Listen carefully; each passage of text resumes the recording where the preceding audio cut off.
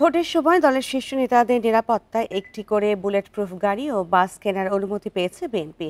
দলটির আবেদনের প্রেক্ষিতে সম্প্রতি এই অনুমতি দেয় স্বরাষ্ট্র মন্ত্রণালয়। ত্রয়োদশ জাতীয় সংসদ নির্বাচনে বেগম খালেদা জিয়া ও তার পরিবারের নিরাপত্তা নিশ্চিতে এ গাড়ি কেনা হচ্ছে বলে ইন্ডিপেন্ডেন্ট টেলিভিশনকে জানান বিএনপি চেয়ারপারসনের নিরাপত্তা উপদেষ্টা।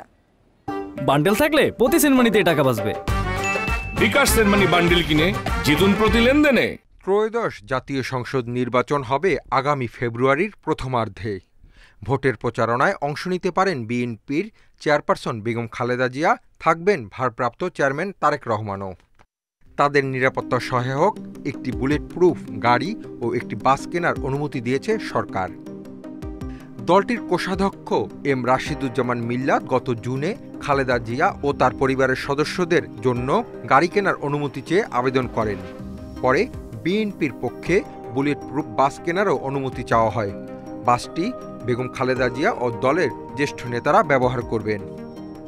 বুলেট প্রুফ গাড়ি কেনা কেন জরুরি এমন প্রশ্নে দলটির চেয়ারপারসনের নিরাপত্তা উপদেষ্টা ফজলে এলাহি।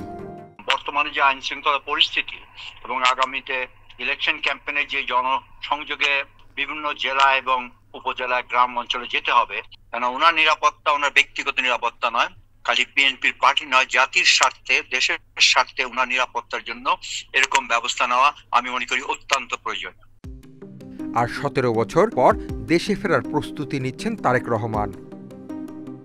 তার বিরুদ্ধে কতগুলো মিথ্যা বানোয়াট মামলা ছিল, এখন মামলাগুলো যখন বাতিল হয়ে যাচ্ছে, আমার বিশ্বাস যে যত দ্রুত সম্ভব আমাদের ভারপ্রাপ্ত চেয়ারম্যান দেশে ফিরবেন।